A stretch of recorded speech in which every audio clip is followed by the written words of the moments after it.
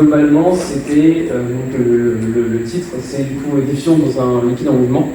Donc c'est globalement sur quoi j'ai abouti, mais au début, donc voilà, comment est-ce que j'ai présenté ça? J'ai fait une introduction où je vais donner un peu de contexte, donc le contexte du TIPE, donc quelle est la problématique, parce que la problématique c'était pas diffusion dans un liquide en polluant, c'était un truc un peu plus en lien avec le thème qui était donné l'année là. Et après, du coup, j'ai montré l'idée générale que je pensais faire au début, mais au final, ça ne s'est pas trop passé comme ça.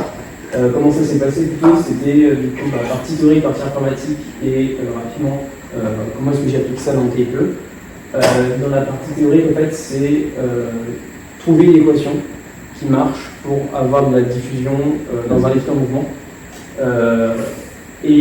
Comment est-ce qu'on peut aussi appliquer du coup certaines méthodes qu'on a vues pour faire ça, après dans la partie informatique. Et après la partie informatique, c'est plus de l'implémentation. Donc voilà, une approche particulière de résolution. Tout ça, c'est ce qui a été développé dans la partie théorique. Ça a un peu plus de sens quand je devrais le présenter. Et après, c'est comment est-ce que cette approche particulière, je l'ai implémentée dans une simulation de fluide par la méthode Lattice-Boltzmann, qui est genre le plus simple pour simuler un fluide, quoi. Et après, du coup, comment est-ce que j'ai utilisé ça dans le contexte du TIPE? Voilà, c'est introduction. Donc, le contexte du TIPE, mon thème cette année, c'était transition, transformation, conversion. Alors, je suis en classe de MP, ça n'a aucun lien avec ce qu'on fait pendant l'année. Bon courage. J'ai entendu dire qu'en psy, ils étaient comme des fous, voilà. Mais, les BCTST, surtout, je crois, ils se sont fait kiffer. Ouais, ils se sont fait kiffer les BCTST, mais bon, en MP, ça m'a beaucoup moins parlé. Que, par exemple, le sport et jeux, où directement en jeu, il y a de la programmation de jeux, la théorie des jeux, voilà, tout ce que tu veux, quoi. Donc bon, je me suis dit que la meilleure chance que j'avais de rester dans le thème, c'est de faire un truc avec le pouvoir placer transition climatique et aussi la transformation de système d'un état à un autre.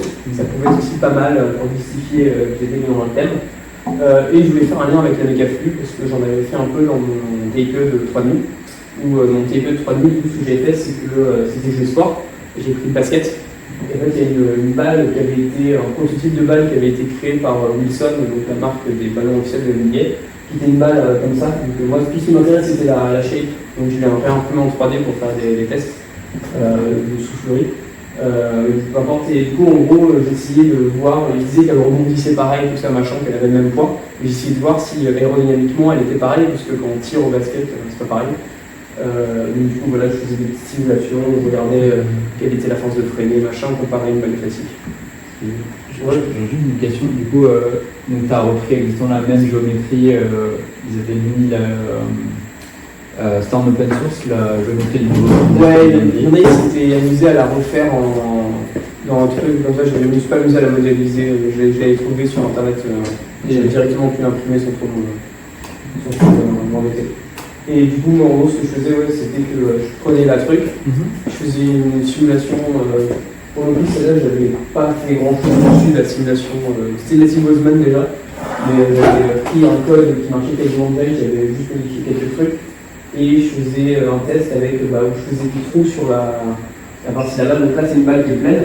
J'avais une autre simulation où je faisais des petits trous, machin, et je regardais comment est-ce qu'il y avait l'écoulement autour. D'accord. Du coup, j'avais abouti, j'avais fait des prédictions sur quelle était le coefficient de friction. Ça, c'est purement simulation numérique, ce que tu montrais. En dessous, ouais, c'est une simulation numérique que j'avais fait. D'accord. J'ai retrouvé l'image de ce que j'avais. T'as turbulence, c'était vraiment super. Ouais, là, c'est un pilote, il me semble, du curl de ton truc, donc c'est un peu turbulent. Mais voilà. Donc ça, c'est ce que j'avais fait dans mon TIPE 3000. Je me suis dit que reprendre cet aspect-là, j'avais bien aimé, et j'ai pas pu trop approfondir. Et du coup, voilà, je me suis posé la question de dépolluer les rivières en étudiant la diffusion. Donc l'idée, c'est qu'on a un flux de rivière, un profil de rivière, et on a un polluant qui arrive de loin dans ce flux de rivière, et il y a une certaine forme de ce flux de rivière, et ça serait bien de pouvoir prédire quand même là où on a la plus grosse concentration, et se dire, si on veut dépolluer la rivière, on met un truc qui filtre là, et parce qu'on ne peut pas filtrer toute une rivière souvent. On ne peut pas arrêter tout le flux de l'eau, mais par contre on peut mettre un truc qui va essayer de dépolluer un maximum. Il faut le mettre là où il y a de la concentration en polluant. Donc l'idée c'était ça, et c'était d'utiliser le fait que ça se diffuse pour faire des prédictions sur comment caler un dépollueur entre guillemets comme ça. Ce que je m'attendais à faire initialement, c'était utiliser l'équation de Fick. Vous avez entendu parler de l'équation de Fick de la diffusion, grand classique. Faire une simulation avec Lattice Boltzmann et d'une certaine manière combiner les deux et me dire voilà, c'est bon, ça marche, et après appliquer ça à des profils de rivière. Au final, ça s'est pas vraiment passé comme ça, mais ça m'a donné déjà un peu une idée de lui chercher. Donc du coup, voilà.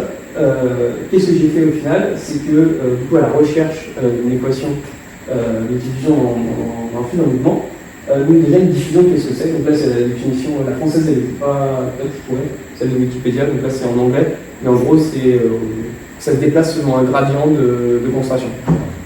C'est ça que ça veut dire. En gros, ça veut dire que ça suit une loi de modération, globalement. Que ton flux va aller d'un endroit de haute concentration à une basse concentration, comme la température. Et du coup, formellement, qu'est-ce qu'on peut faire? On peut poser une fonction de l'espace et du temps, qui est du coup la concentration, et on a du coup l'équation de Fick qui va nous dire comment est-ce que ça va se diffuser. Ce que j'ai fait dans beaucoup de choses, c'est que j'ai pris la quantité totale de matière qu'on avait qui était égale à 1. Comme ça, je pouvais traiter ça de la même manière qu'une densité de probabilité. Parce que du coup, sinon, on se travaillait toujours une constante de on a tant de particules, machin, c'est impeccable. Donc je dis l'intégrale sur le domaine, c'est 1 de truc. Et en R3, juste. Oui, c'est en vecteur X, donc c'est le vecteur de position, donc c'est bien dans R3. Enfin, c'est dans le même R puissance D, petit d. On peut prendre n'importe quel espace. Mais la plupart des calculs sont en une dimension, parce que ça ne dépend pas de quelle direction on se place plus tard. Et après, je pourrais généraliser ça, parce que c'est beaucoup plus simple, vu qu'il y a des trucs de probabilité. Pouvoir juste dire plus 1, moins 1, c'est beaucoup plus simple de dire plus 1 selon X et plus 1 selon X est égal à F. Et après, on pourra généraliser. Mais je vais tout plus tard. Et du coup, mon problème, c'est que là, je me dis, je veux appliquer un flux en mouvement. Il n'y a pas de terme de fluide, donc je suis un peu bloqué. Voilà, on a besoin d'une approche plus fondamentale et une autre approche à la diffusion. J'avais lu ça dans le sujet quand je préparais du coup les concours. C'était le mouvement brownien, en disant que la diffusion, en fait, ça vient juste du fait que les particules, elles ont tout un mouvement aléatoire, et qu'au final, naturellement, elles finissent par s'écarter les unes des autres, mais de rester quasiment, de revenir à peu près tous au même endroit. En gros, c'est un processus stochastique, donc une marche aléatoire. Typiquement, pour la unité, nous, on avait la marche de Rademacher. Je ne sais pas si vous vous en rappelez. C'est comme du Bernoulli, sauf qu'au lieu d'avoir 0 et 1, c'est du 1 et moins 1. C'est un classique. Ouais, c'est un classique. Et je les réutilise d'ailleurs après. Ça permet de faire le lien avec la partie informatique. Donc du coup, je me suis dit que je vais partir de là. Parce que j'avais fait un sujet où justement ils utilisaient ça pour trouver un coefficient de diffusion, machin. Je me dis que ça devait être une bonne idée. Comment ils sont faits? C'est qu'on suppose que du coup nos particules de polluants, elles sont dans un liquide et elles vont se taper avec les molécules d'eau de partout. Du coup, on pose des forces pour simuler ça. On veut une force de frottement parce que elle se fait freiner par toutes ces collisions. Et on veut une force de mouvement brownien qui va en gros dire qu'elle se fait pousser dans toutes les directions. Donc là, il y a des vecteurs sur le mouvement brownien. Pour les calculs, c'est pour ça que je le fais en une dimension notamment, parce que sinon c'est horrible à gérer.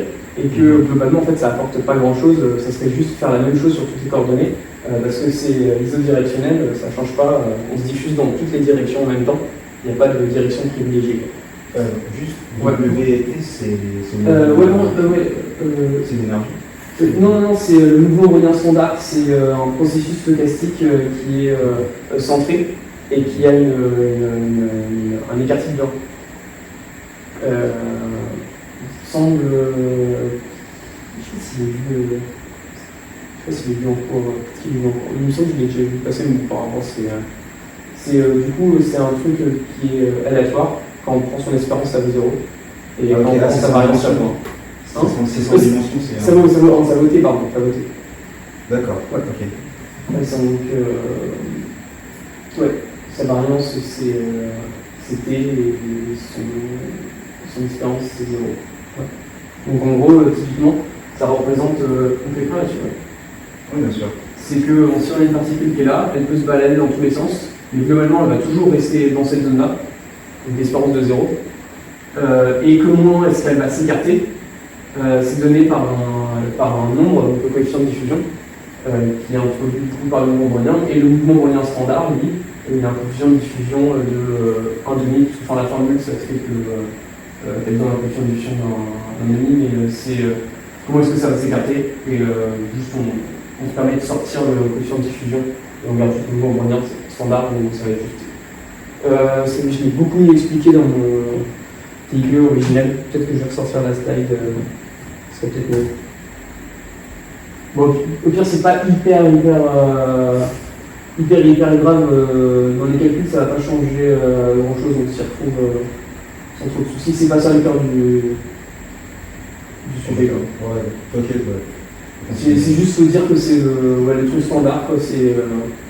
On veut écrire un truc stochastique, on l'écrit c'est tant fois le mouvement standard, quoi. Du coup, ouais, j'applique du coup un PFD à ce truc-là. Donc, je prends une masse constante et je dis que du coup, on a cette force qui s'exprime de cette manière.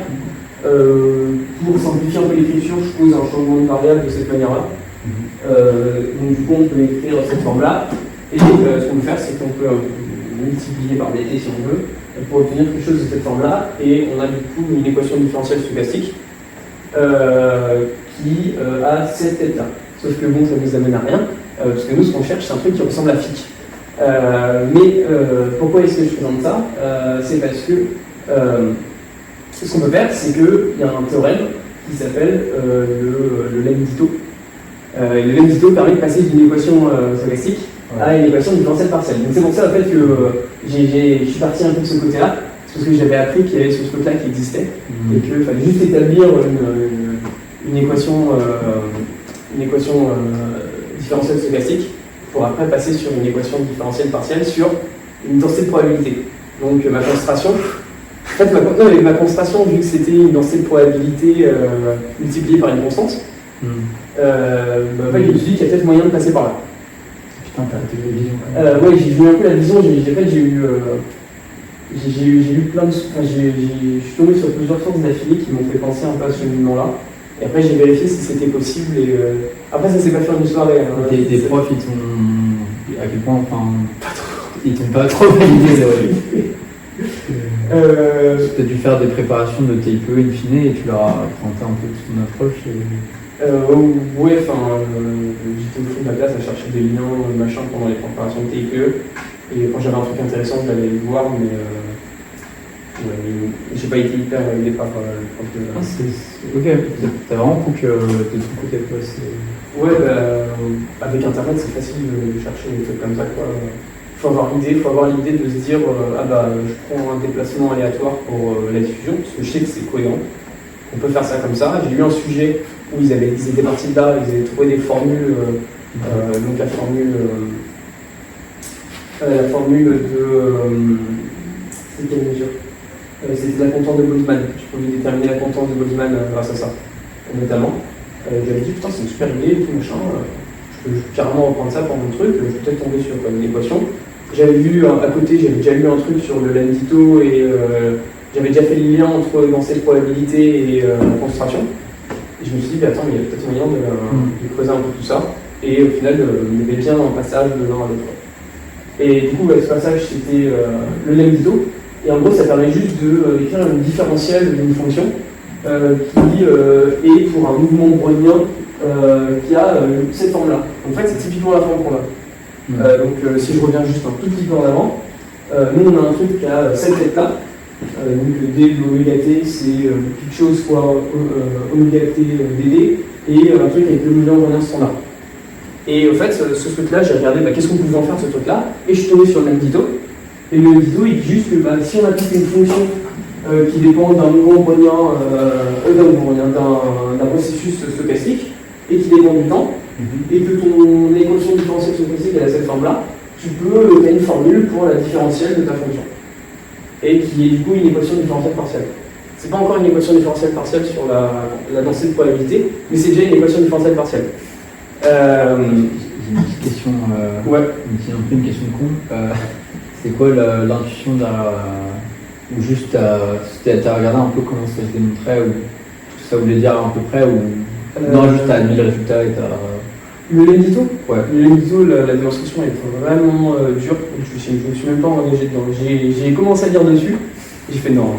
C'est demi-tour presque aussitôt. Je crois qu'il y a une vidéo de Sciences étonnantes où il parle des équations de Waxcause, des ODP, et comment après tu les exprimes de façon stochastique. Ouais. Je crois qu'il veut utiliser le Lendito. Ouais, tu pars du processus, tu définis une équation, enfin, tu trouves une équation différentielle stochastique sur si ta courbe elle va augmenter, si elle va descendre.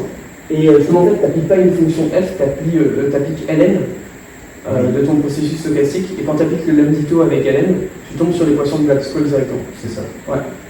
Ouais. Mais encore une fois, il ne démonte pas le Lendito, il l'applique. Démontrer le Lendito, je crois que ça va en chaud. D'ailleurs, je crois que c'est la vidéo que j'ai vue, question facile pour commencer, est-ce que tu peux me démontrer le Lendito?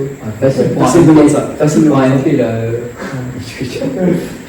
Mais voilà, du coup, je me dis, vas-y, le lien entre les deux, c'est ça. Donc là, j'ai regardé un peu les sources quand même. Alors, j'en ai pas trouvé qui font directement ça pour tomber sur l'équation que je cherchais, mais qui trouvaient des fonctions typiquement comme Black-Scholes et j'ai repris le processus de ce qu'ils avaient fait pour Black-Scholes et je l'ai fait pour la ligne. Mais j'ai pas pu appliquer LN parce que du coup, ça me donnait un truc qui ressemblait à du Black-Scholes et tout machin. Mais j'ai appliqué ça pour une fonction f classique, j'ai regardé ce que je pouvais en faire. Une question. Ouais. Désolé, parce que tu parlais du mouvement brownien juste avant. Est-ce que tu peux faire un rappel sur ce que c'est une approche stochastique exactement? En gros, un mouvement brownien, c'est une fonction qui est continue. Et après, je ne suis pas un expert dessus du tout. J'ai juste les rudimentaires qui m'a permis de faire mon TIPE. Je suis déjà allé assez loin par rapport au programme dans mon truc. Beaucoup de mais en gros, en fait, tout l'intérêt, c'est que c'est continu, que tu peux calculer l'espérance et que tu peux en calculer la variance. Et que tout ça, alors souvent l'espérance c'est 0, et la variance par définition, que je ne te dise pas de bêtises, mais je crois que c'est 2 petits d. Ouais, c'est ça, je crois que c'est. Du coup, donc l'expérience de l'essai, c'est 2 petits d dt. Donc en gros, c'est un truc, tu as xt qui va être une fonction qui va partir de t, qui va associer du coup ta position, on va dire ici. Ok. Donc ça, c'est continu. Il a une espérance. Non, j'en ai ici. Il y a une espérance qui est proportionnelle au temps. C'est ça qui est intéressant. C'est qu'il va s'écarter linéairement par rapport au temps en termes de variance. Et petit d, c'est la dimension de ton espace. Nous, on est en dimension 1. Donc, c'est pour ça que je t'ai dit tout à l'heure, grand T, c'était 1,5. Je vous ai dit tout à l'heure, grand T, c'était 1,5. Parce que moi, vu que j'ai fait mes calculs en dimension 1, ton mouvement brownien standard, vu que sa variance, c'était, ça veut dire qu'en fait, tu as un coefficient de diffusion qui vaut 1,5. Mais ça, c'est en gros pour simplifier les calculs. Je peux dire en gros que xt, c'est genre 2D fois ton mouvement brownien standard. Et tu retombes sur un racine de 2D ton mouvement brownien standard. Et tu retombes sur tous les calculs classiques. Et genre, l'écrire comme ça, en fait, ça permet juste de manière plus explicite de dire ça, au lieu de dire ah bah oui, il a telle variance, on va brownien, machin, tout ça. Mais c'est un peu plus clair un tout petit peu après. Donc du coup voilà, je me dis je vais appliquer le Lendito, super, j'ai une fonction qui a ma vitesse et le temps. Ma vitesse elle avait une équation comme ça pour chercher de la bonne forme.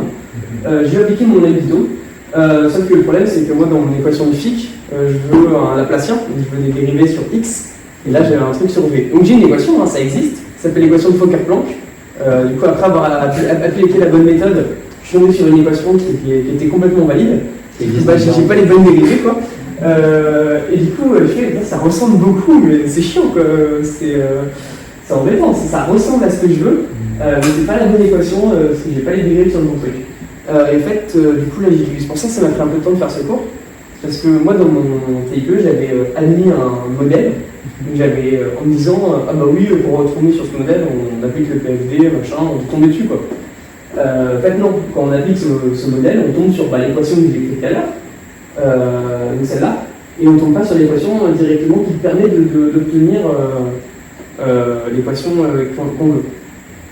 Donc du coup, c'est là où ce que j'ai fait pas mal cette année, c'est que j'ai essayé de passer d'une équation sur V à une équation sur X. Donc c'est là où je suis encore pas hyper mature sur les calculs qui sont faits. Là, je regardais un peu de ressources en ligne, quoi, concrètement, parce que je savais quel modèle on était censé obtenir. On était censé obtenir le modèle Blanchard. C'est le même modèle d'ailleurs qu'on utilise pour trouver le KB, la constante de Boltzmann. C'est pour ça que je savais qu'il fallait retomber sur ce modèle-là. En fait, dans mon TPE, je suis directement parti du modèle de Boltzmann et j'ai admis qu'on pouvait l'obtenir du PFD, quoi. Mais du coup, j'ai dû faire le vrai travail. Et donc, du coup, on avait notre équation qui vient du PFD pour le coup, c'est là, vraiment. Et on a DXT, c'est VT, VT, classique. Là, ce qu'on fait, c'est que, comme dans beaucoup de démonstrations pour résoudre des équations différentielles, on multiplie par exponentielle de trucs, machin, t, pour faire apparaître la dérivée qui nous intéresse. Donc, du coup, je multiplie toute mon équation par exponentielle gamma sur m t.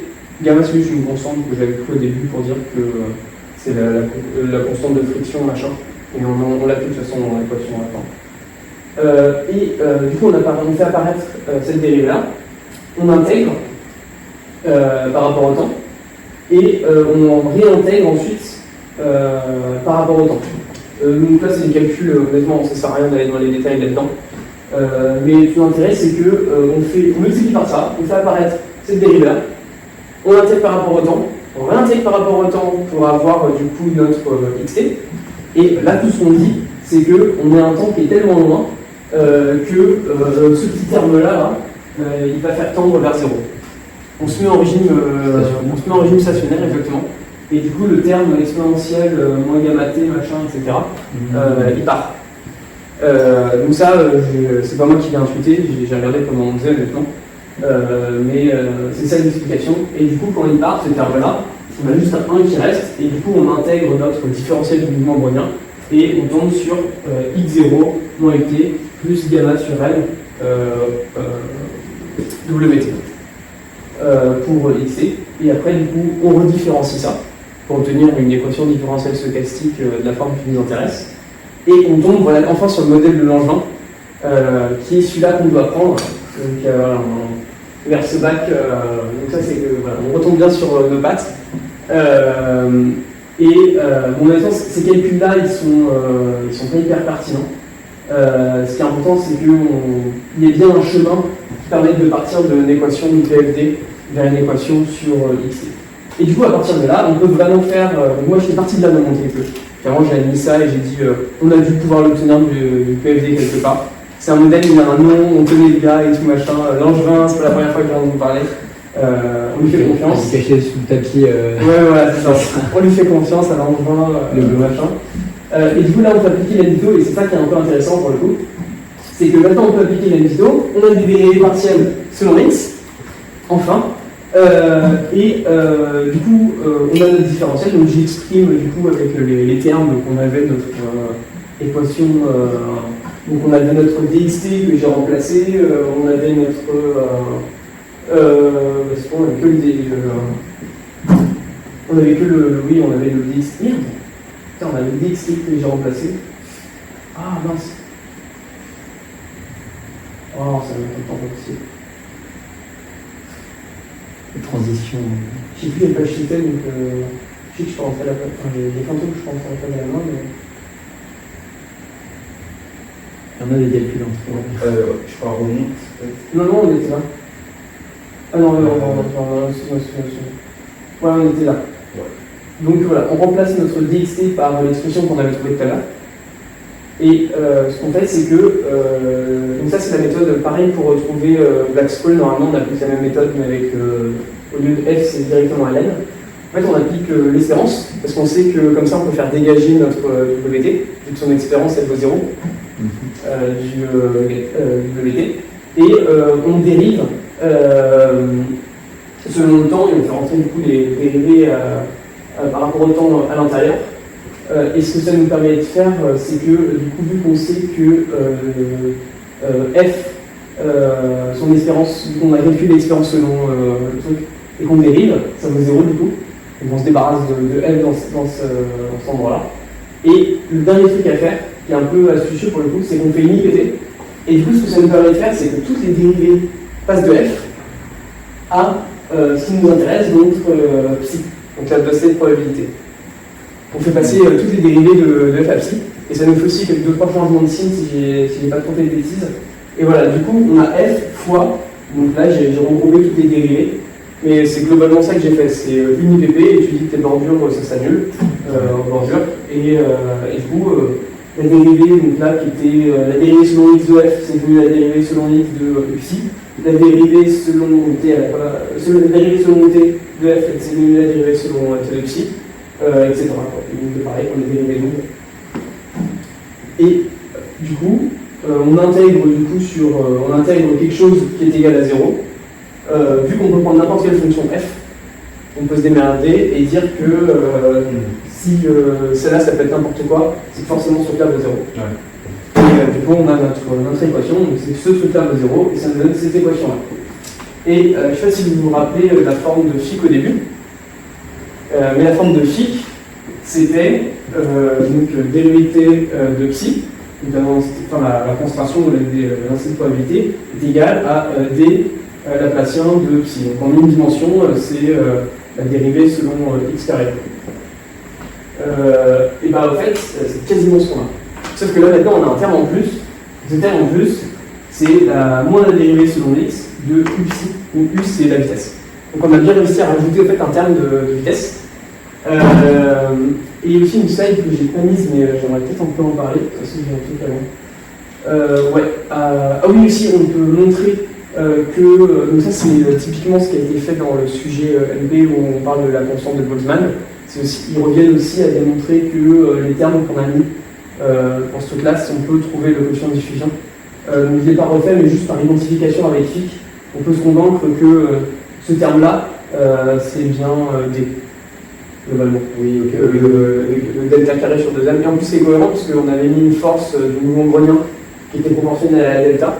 Donc, on allait avoir une plus grande diffusion quand on avait une grosse force de mouvement brownien. Et on divise par m. Donc, si on a beaucoup d'inertie, logiquement, on a moins de diffusion. Donc, en plus, c'est cohérent. J'ai une question. Est-ce qu'on ne pouvait pas retrouver l'équation en écrivant que le vecteur densité de particules, ça va faire un vecteur de diffusion et un vecteur d'advection. Mais justement, j'y ai pensé, et en fait, j'ai pas osé le faire au début. Aussi au début de l'ENP, j'étais pas assez mature là-dessus. Enfin, au début de 5 de l'ENP, j'étais pas assez mature là-dessus, et j'étais parti dans ma tête truc, on va en rien. Mais c'est vrai que, justement, je voulais en parler là, dans le truc. Je crois que je l'aurais fait avec une forme un peu plus standard après. Ouais, voilà. Donc ça, en disant que vu que c'est isodirectionnel, on peut juste dire qu'on applique la même chose sur toutes les dimensions et on tombe naturellement sur ce truc-là. Et au fait, là, on peut directement l'écrire avec du calcul tensoriel en disant que c'est moins U psi scalaire nabla plus D psi. Si je fais des bêtises, j'ai pas encore trop l'habitude de l'écrire à droite. C'est ça, non? C'est ça, non? Ouais.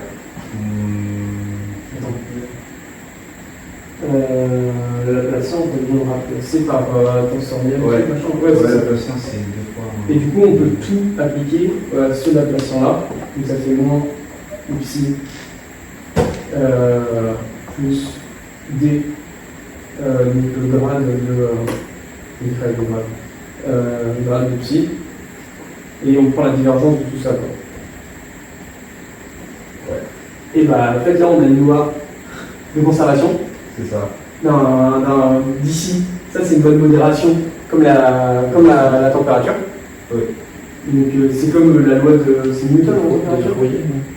Fourier, ouais, c'est pas de Fourier, Newton, c'est sur les liens mécaniques, les liens solides des flux. Le Fick c'est diffusion et Fourier c'est température. Ouais, mais la loi de modération, je parle. Ah, La modération, il me semble que c'est bien Fourier. Dire que gradient de température. moins lambda grade de T. C'est lambda. Non, lambda grade de T. Moins lambda grade de T. C'est ça, non? C'est ça, c'est J. Ouais, vecteur densité de flux de chaleur égale moins lambda grade de T. J. Après, je sais pas si c'est ça. C'est l'équation de la chaleur en fait où tu prends ton flux diffusif. Ouais, il me semble que c'est un truc comme ça. En appliquant ta loi de Fourier à ton flux, ouais. Ouais. C'est à ton vecteur densité de flux, phi ou j, n'importe comment tu l'appelles. Tu appliques la loi de Fourier et tu retrouves, c'est ça, Typiquement, en fait, là, c'est ce truc-là. Ça va être du coup la place du lambda. Psi, ça va être du coup comme ta température, quoi. Ouais. Donc là, tu as un flux issu d'une loi de numération. Et là, c'est un flux issu d'une loi d'advection. Tu as juste un déplacement. Donc en fait, c'est juste que tu as une conservation de cette grandeur-là qui décrit comment est-ce que tu as un truc une loi de modération et une loi d'advection. Donc j'aurais pu directement faire ça et embêter le truc. Mais moi, je trouvais ça intéressant quand même, l'architecture comme ça. Et j'avais pas le recul à l'époque. Oui, c'est stylé de faire par les deux approches. Ouais. C'est stylé, je trouve. Mais par contre, un truc qui est intéressant, c'est que faire une approche de mouvement brownien, ça a une importance importante en informatique derrière. C'est ça qui est aussi important. Mais bon, je vais pas dire j'avais la vision. Elle est très chouette, tu savais tout. Pour le coup, c'est presque plus drôle que vu comme ça. Donc voilà, on avait vu machin. Donc là, je fais quelques résolutions. Vous, je pense que ça va pas être hyper pertinent pour vous, c'est juste que j'applique la transformée de Fourier pour résoudre les quadifs. Vous savez faire, je pense. Classique. Ouais, classique. Donc du coup, c'est juste pour trouver une solution. Juste voilà. C'est histoire de dire que ça, c'est une solution. Quoi. Ok. Voilà. Et après, je fais une approche particulière et que je dise par théorème central limite et que je retombe sur la même expression, qu'elle ne sort pas de n'importe quelle expression. Donc j'ai juste prévu une rapide résolution par transformée de Fourier. On l'a fait en thermique cette année, en passage dans la place, mais ça revient en même. Je pense Ouais, que c'est exactement la même chose. c'est équivalent. Exactement la même chose. C'est exactement la même chose. T'as fait chouette la thermique 2 ans en fait. Ouais, pour trouver une solution gaussienne, t'as pas trop le choix. Je crois de passer par transformée de la place sur Fourier. C'est ça, et pour revenir ensuite, tu avais des tables de correspondance pour revenir à ta transformation de la place. J'ai fait l'intégration, t'as fait la Fourier inverse après. Après, quand tu as des trucs un peu trop compliqués, là encore, peut-être tu peux le faire directement, mais. Là, je savais sur quoi j'étais censé comme tout. Mais j'ai pris une. Je l'ai pas dit, mais j'ai pris une. Pour résoudre, pour pas m'embêter, j'avais pris vitesse constante. J'avais pas un flux de. Là, mon équation de diffusion. C'est pour n'importe quel flux de vitesse. Une fois qu'il est constant, il sort de la divergence et c'est beaucoup plus simple comme d'emploi. Oui, ok. Du coup, ça, tu le disais. En fait, au début, j'avais fait par séparation de variables. Et là, ça marche plus du tout. On tombe sur du. En fait, rien que par la séparation de variables, tu peux pas respecter la condition de normalisation dans le temps. C'est directement bloqué, quoi. En gros, ta ton équation, c'est. Je vais prendre vitesse v égale à 0, mais ta partialité de psi qui est égale à partielle x carré de psi. Si tu fais une séparation de variables entre t et x, tu vas dire que du coup, ta partialité de. Je vais l'appeler f de petit f de t et je sais pas, grand f pour j de x, on va dire. Ouais. Okay. Donc tu auras partialité de f sur f qui est égale à d. Partielle x carré de g sur g. Et du coup, imaginons que tu ne te soucies pas de l'espace. Juste celle-là, tu auras une exponentielle décroissante en d. Et ta condition de normalisation, si elle est respectée au temps t égale 0, elle n'est plus au temps t égale 0,001. Parce que du coup, quand tu fais l'intégration sur tout ton volume, donc l'intégration sur r de fg, c'est en fait f pour l'intégration sur r de g. Oui. Et du coup, si ça c'était bon au temps t égale 0, il est plus bon à n'importe quel temps vu que tu as une exponentielle décroissante. Donc t'étais forcément. Donc bon, voilà. C'est pour ça que tu passes toujours par une transformée de Laplace ou de Fourier. Ouais, t'es obligé. L'équation de la chaleur. Tu peux pas séparer les variables. Tu peux séparer les variables d'espace. Oui. Les solutions gaussiennes, si on les multiplie ensemble, on passe d'un espace 1 à l'espace 2 à l'espace 3, vu que c'est isodirectionnel. C'est indépendant selon la diffusion se passe de manière pareille selon toutes les directions. Donc tu peux faire des séparations de variables sur l'espace, mais espace-temps, non pas. Bon, du coup, voilà, c'est juste histoire de sortir cette solution gaussienne, parce qu'on y revient après dessus. Donc voilà, j'ai fait un petit graphe ici, là, en 2 dimensions, de la gaussienne qui s'aplatit. Du coup, voilà, j'ai pris un truc un peu compliqué là, comme profil de vitesse, pour pouvoir avoir une image un peu plus stylée. C'est typiquement ce qu'on retrouve dans un tuyau.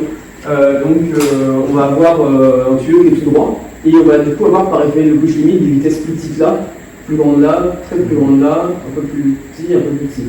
Voilà, là j'ai pris un truc qui ressemble à ça, avec ce terme-là, et j'ai résolu par ordinateur, puisque ça ne se résout pas à la main.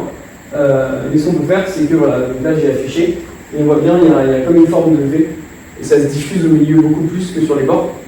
Et du coup, là, ce qui se passe, c'est qu'avant, on avait une diffusion qui était partout pareille, mais là, on voit que le phénomène de diffusion, il est plus pareil qu'on se trouve au milieu, parce qu'on a une vitesse plus importante, que quand on se trouve au bord.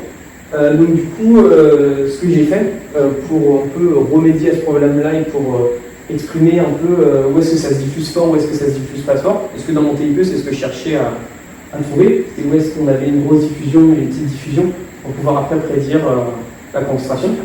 Et j'ai posé un champ de diffusion effectif que j'appelle. En gros, c'est juste que je dis je suis en régime permanent et quel D faudrait pour que ça se passe bien.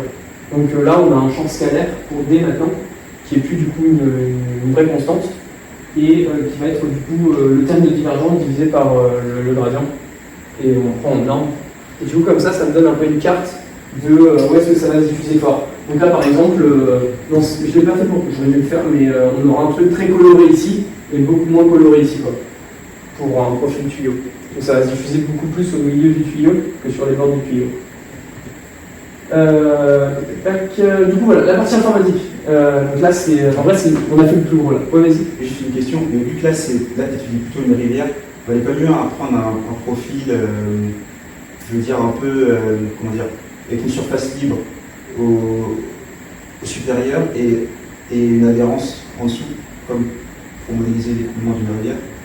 Ah, tu parles dans un truc en mode, tu vas vers le haut ou en vers fait, droite juste en haut, vu qu'en haut, tu as une surface libre, tu n'as pas d'adhérence, l'air et le liquide, du coup, ton fluide il n'est pas visqueux, du coup, le profil de vitesse, c'est là que tu as la vitesse maximale, et plutôt au fond, là, tu as plus d'adhérence, et donc tu as une vitesse un peu moindre. Et en fait, pour modéliser un peu, parce qu'en prépa, quand on fait de la mécaflux, on modélise un écoulement de bout, tu vois.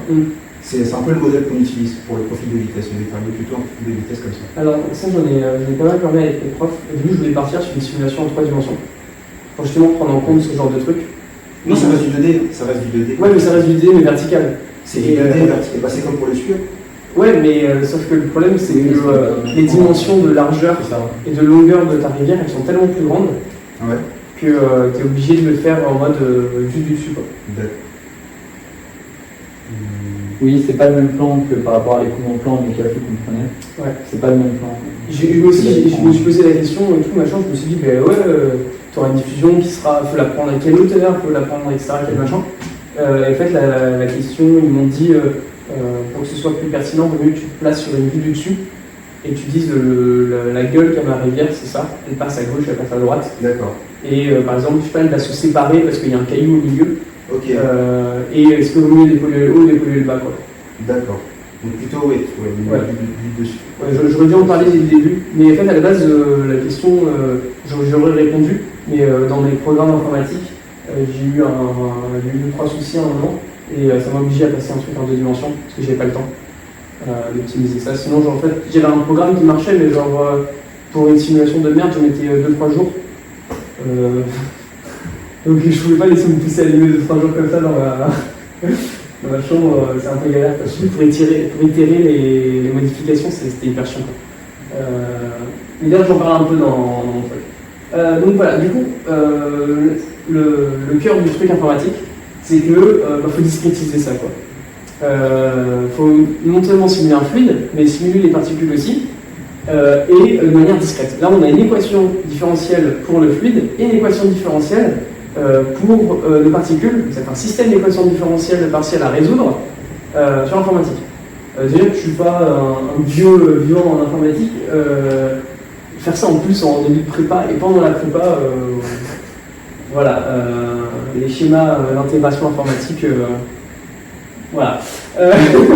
Du coup, je me suis dit, on peut revenir carrément au modèle stochastique. Parce que c'est super simple, on avait un truc de particules et on leur disait, ouais, on le fait bouger un peu de manière aléatoire à gauche à droite, avec tel coefficient, et ouais, on le fait déplacer, comme ça on a le modèle de Langevin, on avait le modèle de Langevin qui disait dxt c'est tel machin plus tel machin, on peut carrément reprendre ça en fait, et juste balancer ça au milieu d'un flux de vitesse de fluide. Donc, et je sais qu'un truc de flux de vitesse de fluide, je savais par mon TPE de l'année dernière qu'on pouvait le faire par la lattice Boltzmann, et que même au pire il y avait d'autres méthodes pour le faire. J'aurais pu voler des codes sur internet s'il faut à la dernière seconde. Je l'ai bien fait proprement, machin, je me suis embêté, mais voilà. Donc du coup, j'ai décidé de repartir de là, et tout ce que j'avais à faire maintenant c'était comment est-ce que je passe du truc décalement aléatoire continu à décalement aléatoire de manière discrète. Donc du coup j'ai pensé à la loi de Radmacher justement. C'est là où on y revient un peu. C'est qu'en gros je me suis dit, voilà, ma particule, au lieu de dire elle se déplace de manière continue et qu'elle a une espérance égale à 0, je vais dire qu'elle fait des petits sauts à droite ou petits sauts à gauche, en une dimension, petits sauts à droite, petits sauts à gauche, et il faut juste que je calcule une variance pour que ça corresponde à la même variance que j'avais pour mon truc de mouvement brownien. Je fais par identification. Ouais, exactement, par identification. Donc j'ai résolu du coup, la loi de Radmacher, machin, donc je fais apparaître n particules où n ça va être t sur dt en valeur entière.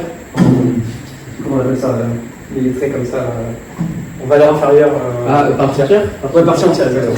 Donc je faisais n c'est t sur dt en partie entière. Et du coup je faisais une somme de loi de Radmacher. Et du coup, par changement de variable, par Bernoulli, on retombe sur une formule de probabilité. Et on peut calculer variance, tout ça, machin. Et du coup, j'obtenais au final une valeur pour d qui me donnait, qui valait dx carré sur 2dt. D'ailleurs, c'est simple. Alors, le gars, l'examinateur, il m'a dit que cette formule, elle ne sortait pas de nulle part. Oui, putain. C'est un critère de stabilité de schéma. Oui.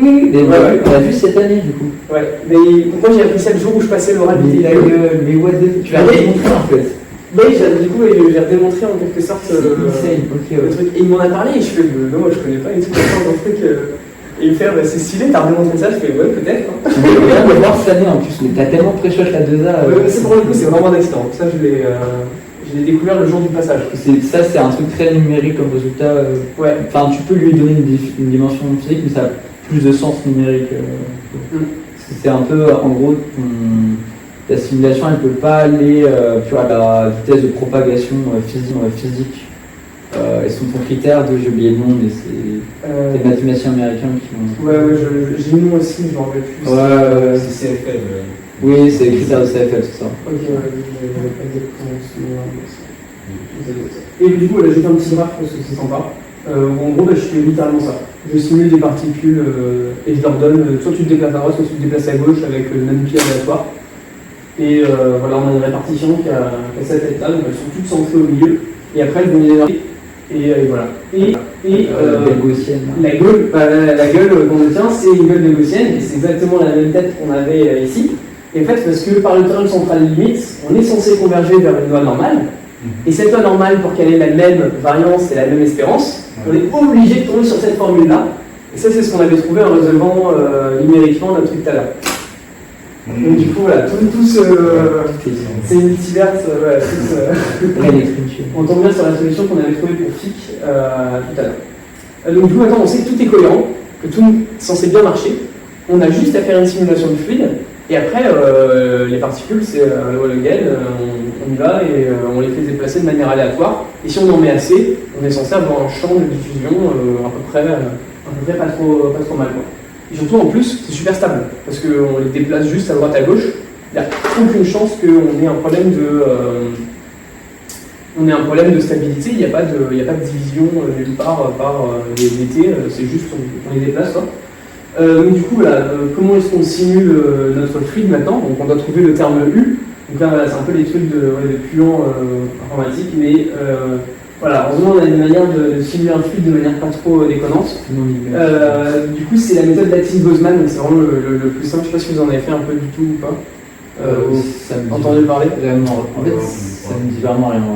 Ouais. En gros, en fait, alors si je dis pas de détails, pour le coup, j'ai un peu exploré, mais c'est par moi-même, il n'y a rien de trop. J'ai pas eu de cours dessus, j'ai rien eu de hyper formel, donc prenez tout ce que je dis avec des pincettes. Mais ce que j'ai compris, c'est qu'on a l'équation de Boltzmann qui stipule juste qu'on a F qui est une densité de probabilité dans l'espace des phases. Donc en gros, qui donne à chaque particule une probabilité d'avoir telle position et telle vitesse, comme ça, ou telle position et telle quantité de mouvement, ça dépend quel formalisme on prend. Et on dit que ce truc-là, normalement, il est censé être toujours continu, sauf quand on a des collisions. Le seul truc qui peut faire changer cette fonction-là, c'est quand on a des collisions dans le temps. Donc du coup, tu commences par écrire df sur dt, c'est df de collision sur dt, et du coup, tu étends ça avec ta dérivée particulière, et tu te retrouves avec des gradients selon x et gradients selon ta quantité de mouvement, machin, et on a du coup ce qu'on appelle l'équation de Boltzmann. Donc voilà, c'est l'équation de Boltzmann qui se traduit quelle est ta probabilité que tu aies telle particule-là avec telle vitesse. Et du coup, à partir de ce truc-là, on peut tomber sur Navier-Stokes en appliquant certains opérateurs. C'est pas si on intègre selon la position, en multipliant par n, on intègre selon la quantité de mouvement, etc. Et on retourne sur les modes Navier-Stokes. Ce qui est intéressant, c'est qu'il y a des schémas qui ont été faits pour l'équation de Boltzmann qui sont quand même relativement stables. Et du coup, en fait, la méthode Boltzmann, Lattice-Boltzmann, ça reprend juste certaines hypothèses qui permettent d'avoir un schéma stable et qui disent on prend les hypothèses, vu que c'est compatible avec Navier-Stokes, si on résout ça, on résout en fait une simulation de fluide de Navier-Stokes en gros. Les hypothèses, c'est les hypothèses BGK.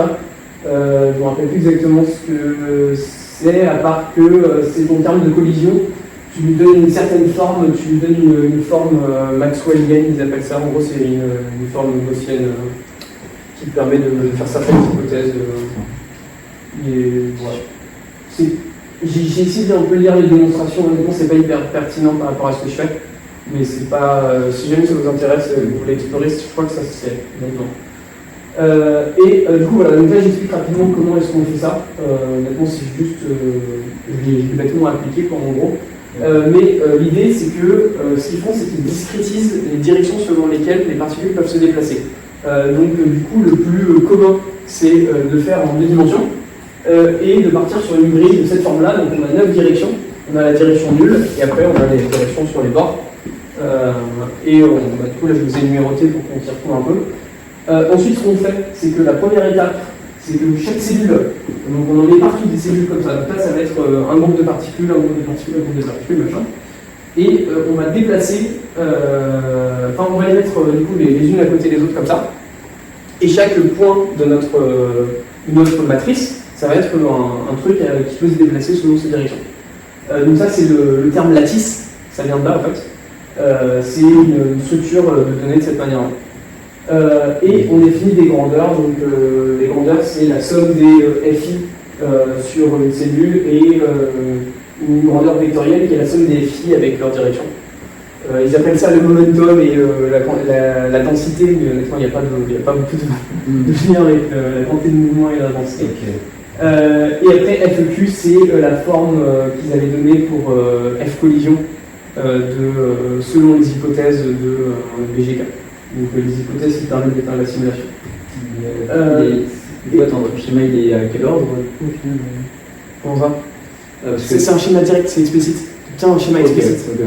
C'est ça qui est super bien, c'est que du coup, vu que c'est explicite, tu peux le faire sur une carte graphique. J'en parle juste après. Et du coup, donc rapidement, il y a 4 étapes.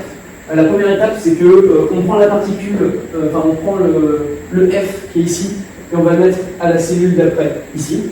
Et on répète ça pour toutes les directions. Ça, c'est la première étape. La deuxième étape, c'est qu'on met à jour, du coup, on recalcule notre ρ et notre P. C'est pas vraiment les quantités de mouvement, mais c'est défini avec la somme des FI et la somme des FI fois les vectoriels, fois les directions. Ensuite, quand il y a une collision, on vient échanger où est-ce qu'elle était. Donc là, je viens taper un mur, donc celle-là, elle va là, celle-là, elle va là, celle-là va là, celle-là, elle va là, et celle-là, elle va là, celle-là, elle va là, celle-là, elle va là, celle-là, elle va là. En gros, on échange les trucs. Ton momentum, il est inversé. C'est pour ça. Ton momentum de chaque truc. Okay. Donc ça, c'est pour simuler des rebonds contre une paroi, en gros. Et dans ces zones-là aussi, on met P égale 0, parce qu'on ne peut pas que ça continue de se déplacer alors que tu as eu un rebond, quoi. Donc voilà. Et après, on recalcule FEQ, et on recalcule du coup le prochain champ, et on recommence. Et concrètement, voilà, ça me donne des trucs. Là, j'ai donné une condition initiale qui est dégueulasse, qui est vraiment horrible. Normalement, ça ne marche pas. Mais vous allez voir, doucement, ça converge vers un truc qui n'est pas trop déconnant. Voilà, donc là, au début, je suis parti sur un truc où j'avais des vitesses hyper fortes comme ça, et des vitesses hyper fortes comme ça, et c'est pas au milieu entre les deux, et ça arrive à converger vers un truc qui est relativement stable. Au début, tu vois, ta conduite, t'as pris une géométrie et tout. Ouais, je l'ai fait sur Paint. Là, c'est dégueulasse. Ouais. T'as pris un truc vraiment, tu t'es dit. Je suis censé simuler des rivières, donc je suis censé prendre n'importe quelle forme possible et imaginable. Ouais, c'est fou, ça marche pas mal. La géométrie c'est ça qui est difficile. Comme tu dis. Et du coup, non seulement c'est hyper stable, alors c'est stable par un seul paramètre qui est censé valoir entre 0, 5 et 2. J'en parle juste après. C'est ça aussi qui est génial. Équation de diffusion, on a vu que c'était équivalent avec notre truc de Rademacher, machin. Donc maintenant, on a un champ de vitesse, on a juste à balancer plein de particules et les faire se déplacer. Voilà, c'est juste, on met à jour les coordonnées avec l'équation de Langevin. Ça, c'est juste Langevin que j'ai réécrit en. C'est juste là, c'est notre DXT, c'est là, UDT, et notre déplacement aléatoire. C'est quoi, Rennes? C'est aléatoire, c'est aléatoire de NP. Donc c'est soit 0, soit -1, soit. Oui. Voilà. Et du coup, là, en gros, on implémente notre truc de Rademacher, mais on le met dans l'équation de Langevin, et on balance ça au milieu de notre fluide qui est calculé, du coup, ici, lui, c'est Y. Et du coup, c'est bien, c'est qu'on avait une expression pour D qui dépendait de dx et dt. Et dans le truc de lattice Boltzmann, ils définissent aussi des dx, dt, des machins. Et en fait, on peut rassembler les deux pour forcer une formule pour tous les dt, les dx et les dy qui dépendent de ce seul paramètre qui est le paramètre de over-relaxation. En gros, c'est un paramètre de stabilité de lattice Boltzmann. Et en gros, en fait, ça te fixe directement à la taille que tu peux avoir, et juste tu rajoutes un certain nombre de points sur une certaine distance, où tu fais la simulation sur un nombre plus important de grandeur pour rajouter plus de temps. Donc voilà, et surtout ce qui est bien, c'est que c'est explicite. Du coup, tout ce qu'on peut faire, c'est on peut calculer ça juste en balançant des calculs de matrice les uns après les autres. Et j'ai pu le faire sur cas pratique. Et j'ai eu, au début, j'avais un truc, ça me prenait un jour pour la simulation, donc c'est déjà long, c'était raisonnable. Et avec la carte graphique, je suis passé dans 30 minutes. J'avais une simulation, voilà, fini quoi. Et du coup, vu que le déplacement des particules aussi, c'est explicite, et ben, j'ai tout fait de manière explicite. Et là, j'avais un truc, c'était, je pouvais enchaîner des simulations, et dès que ça marchait pas, je revenais, je prenais un café, je rechangeais 2-3 nombres, et c'est grâce à ça que j'ai pu finir mon TI2, parce que avoir les bons profils et tout, c'était un peu galère. Et voilà, donc là, c'est une des simulations que j'ai prises, où je fais de la diffusion de particules. Donc je fais apparaître plein de particules, et je regarde combien il y en a qui se barrent d'une certaine zone, et j'en fais apparaître pour simuler un flux en continu. Je regarde, donc là voilà, ça se diffuse pas mal dans cette zone-là notamment. Du coup je regarde où est-ce qu'il y a des zones avec des hautes concentrations et basses concentrations. Donc là on voit par exemple qu'il y a une plus forte concentration dans cette zone-là. Donc ça c'est un vrai profil de rivière d'ailleurs que j'ai pris sur Google Maps, d'une rivière qui n'était pas très loin de chez mes grands-parents, qui était connue pour être très polluée. Du coup j'ai lancé cette simulation dedans, donc là il y a un rocher ici à cet endroit-là. Okay. Et si on veut la dépolluer, à cette vitesse-là en tout cas, il faudrait mieux faire un truc qui dépollue dans cette zone-là. C'est là où ça serait le plus pertinent. Et si on essaie de dépolluer et qu'ils décident de foutre un truc là, ils ne vont rien dépolluer du tout. C'est ça qui est bien. Et après, du coup, dans le contexte de mon TIPE, voilà, le truc que j'ai fait, c'est que j'ai repris ça. Premièrement, ce que j'ai fait, c'est que j'ai fait une mesure de D du coefficient dans de l'eau. Donc là, c'est un peu ghetto, j'ai pris un truc de l'eau en plat, j'ai mis beaucoup de sauce soda, et j'ai regardé comment ça se diffusait sur une vidéo. Et après, avec de l'analyse d'images de couleurs, j'ai pu faire vu que j'avais la solution de FIC, j'ai pu retrouver en faisant une régression linéaire la valeur de D. Donc voilà, j'avais mesuré D comme ça. C'est assez marrant, mais bon, honnêtement, c'est pas hyper pertinent. Toi, à l'ordre de grandeur, c'est bien. Moi, du coup, j'avais un ordre de grandeur dans mon truc. Et après, du coup, je suis allé sur Google Maps, j'ai pris le profil de la rivière qui m'intéressait et de la section qui m'intéressait à dépolluer. Et du coup, j'ai fait des simulations à haute et basse vitesse pour regarder si les zones de concentration elles changeaient un peu. Et j'ai vu effectivement que si on était à faible vitesse, là où il y a le plus de polluants en termes de concentration, c'est quand on a un gros débit dans ces endroits-là. Donc c'est important à regarder, en fait, on s'en fout de la diffusion. C'est si tu as beaucoup d'eau qui passe là, tu auras plus de polluants qui passent là. Par contre, quand tu as très haute vitesse, vu que les particules sont naturellement plus éloignées les unes des autres, comme ça, il faut regarder là où ça se diffuse le moins. J'avais mis des images, je ne les ai pas remis parce que c'est vraiment dans le contexte du TIPE, c'est plus vraiment dans le contexte du truc scientifique, quoi, voilà, machin, mais c'est assez marrant de voir qu'on pouvait prédire, là il va pas vite. On sait que ça se diffuse beaucoup dans cette zone-là, avec notamment le coefficient de diffusion effectif, là, le champ où on faisait diff de truc sur le gradient, enfin sur le Laplacien. On avait un champ qui nous disait là ça se diffuse beaucoup, là ça se diffuse pas beaucoup. Et si on était à vitesse haute, on pouvait dire là fait dépolluer là. Si on était à vitesse basse, on pouvait dire là on ne fait pas dépolluer là, fait dépolluer là. Voilà. C'est un peu ton nombre de Reynolds, mais équivalent en version diffusion. C'est un peu ça, ouais. C'est un peu ça. Ouais, c'est un peu ça. Putain, question. Ouais, je crois que j'ai mis un peu de temps sur le truc. Mais mais TIPE était insane. Ouais, c'était. T'as eu combien là, TIPE? J'ai eu 4-18, je crois. Putain, mec. Non, je suis chaud de voir. Par contre, ça ne servait à rien la note. Au final. Non, mais j'étais quand admissible à CCP et j'étais pas admissible à Nippon, le genre de que dalle. Donc j'y suis allé les mains dans les poches. En vrai, je pense que c'est ça qui m'a permis d'avoir une note un peu si haute parce que j'avais pas de stress. Les gars, je pouvais pisser dans la salle. Tu vas arriver dans la salle, pisser devant eux et partir regarder les couilles. Vraiment. Mais au final, ça a été super stylé parce que je suis tombé sur un super examinateur. Et alors, je sais pas, mais il m'a beaucoup parlé de super-héros, machin. Je pense qu'il était prof à super-héros. Et d'ailleurs, la première phrase qu'il m'a dit après la fin du TPE, machin, c'était ouais, déjà, j'allais te mettre une bonne note. Dans ta bibliographie, il y a un gars avec qui j'ai travaillé. Ouais, c'est classe. Il dit un collègue à moi, je fais ok, style. Et il me fait, en vrai, t'as fait un plein de trucs, on va te poser des questions de dingue. On va te couper. Et oui, mais non, il m'a posé des questions vraiment compliquées, mais c'était vraiment stylé. Et notamment, c'est lui qui m'a montré le D, la dx carré sur 2dt.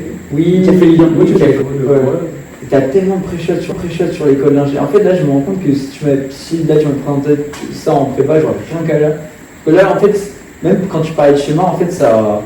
Enfin, on a un truc qui ressemble vraiment beaucoup. Enfin, mais c'est plus complexe, mais on a fait ça en cours, tout ce qui est schéma, j'ai plutôt bien compris. Mais c'est vrai que t'as beaucoup de trucs qu'on vient de voir en deuxième année cette année dans ton TIPE, donc c'est fou à quel point t'as pré-shot. Ouais. Genre même en termes de mécaflux, diffusion, numériquement, enfin... Le mécaflux, il n'y en a pas tant que ça, c'est juste que c'est dans le contexte de la mécaflux, quoi, mais... Jamais je sais vrai, c'est quoi. Parce qu'en fait, ouais, je me rends compte que la Boltzmann, c'est très discret au final, c'est pas... Enfin, c'est très discret, tout est discret, tous les schémas sont discrets, mais c'est plus un informatique, enfin, tu suis les particules en fait. Ouais, tu suis la densité de probabilité d'avoir une particule à cet endroit-là. Ok. Ouais. T'intègres pas des champs, Non. des champs de vitesse ou des champs de. Avec moi, je vais peut-être, c'est un peu spécial. Et du coup, moi, quand je l'ai fait, en 3,5, j'ai juste appliqué bêtement la méthode. On m'a dit, ouais, tu prends un champ, tu déplaces les particules comme ça, machin. Mais j'avais même pas compris que c'était une densité de probabilité de Boltzmann. Et en fait, t'as pas besoin de ça pour comprendre la méthode de Boltzmann, et c'est ça qui l'a rendu pas mal. Ouais, au final, t'as quasiment même pas besoin de mettre avec un flux. Ouais. Ouais. Mais c'est juste que c'est dans le contexte de mécaflux, genre. Oui, mais dans tu te ramènes à la mécaflux. Ouais. Les maths peuvent tellement carré en fait. Bah en fait, vu que j'ai pris une approche du calcul STO, ouais, forcément. Mais c'est grave stylé, moi je trouve ça trop stylé justement. Après, du coup, l'approche que. Un peu la lumière de ce qu'on fait, du coup, là, en maths, en physique, le loi de modération, la conservation. C'était d'un coup, j'étais en mode attends, je suis complètement con, mais pourquoi je me suis emmerdé à faire des calculs stochastiques Mais Non, c'était hyper intéressant l'aspect stochastique. Je connaissais un tout petit peu, mais là, vraiment. Mais c'est très puissant, il y a pas mal de trucs qui ont été faits comme ça par des. Enfin, ça reprend un peu l'approche particulière ouais. comme ça, mais pour un truc que tu as du mal à prédire, quoi. Mais ouais, j'essaie de regarder la vidéo sans vous je sais pas où j'ai déjà vu, ouais. Et tu comprends en fait qu'il y a un lien en fait, entre toutes les EDP et ces équations stochastiques. Ouais, c'est la mytho. C'est la mytho, tu appliques la bonne fonction pour la mytho, tu appliques et t'échanges intégral et tel quoi. Ouais. J'espère qu'il n'y a pas été trop. J'espère que ça a été assez clair. En vrai, c'était clair parce que je suis en 2A, tu vois. Mais ouais. je t'avoue, si t'étais en 2A, bon, je pense que tu m'aurais vraiment perdu. Mais là, en 2A, c'est encore une notion, du coup, là, c'est absolu cinéma, tu vois. Genre. Voilà. Et si vous voulez, le code le plus simple de la lattice Boltzmann, terrifiant. Le streamer. Il est vraiment pas très long. Donc là, je passe mon temps à définir des grandeurs, là, machin. Mais globalement, la boucle de code, elle commence ligne 34. Même pas, non, attends, elle commence plus tard. C'est la première image, voilà. Elle commence ligne 95 et elle finit ici, ligne 144. C'est vraiment pas long. Et sachant qu'il y a des espaces de partout, il y a des trucs. Honnêtement, et c'est vraiment genre ce qui est dit, c'est fait quoi. C'est égale 0, c'est ce que tu as dit tout à l'heure. Ouais, c'est ça, tu déplaces les vitesses, tu as un obstacle, t'inverses du coup la deuxième composante. Ouais, exactement. Les bordures, si tu vas inverser le 0 avec le truc, le machin. Oui, il est à chaque fois. Putain. Ouais, et juste t'appliques ça bêtement et c'est pour ça en fait, que j'ai pu le faire en 3000 sans même rien y comprendre. Voilà, ton VEQ, V équilibre, c'est juste définir de cette manière-là, juste tu fais un calcul tout bête, tu as une formule qui est explicite, et juste tu mets à jour ton. Enfin, je l'ai appelé VCF, mais je l'ai appelé V grand majuscule, parce que F c'est autre chose, je crois, avant. Donc je voulais pas réutiliser ça, mais tu fais V moins VEQ surtout, et c'est pour ça que toi c'est la stabilité, c'est de combien tu te déplaces par rapport à ton équilibre tout le temps, et juste après tu recommences. Et honnêtement, le cœur du programme est assez compliqué. Et après, pour le faire passer en version GPU, il y a des librairies, c'est pas mal. C'est ce dont tu nous avais parlé à l'époque. Ouais. C'est en gros, au lieu d'utiliser NumPy, donc là c'est une version CPU parce que j'ai des problèmes de driver, mais au lieu d'utiliser NumPy, on peut utiliser ce qui s'appelle QPy, et c'est quasiment la même chose, sauf que ça tourne sur une carte graphique. Et c'est tellement plus rapide. Tellement pas. Voilà.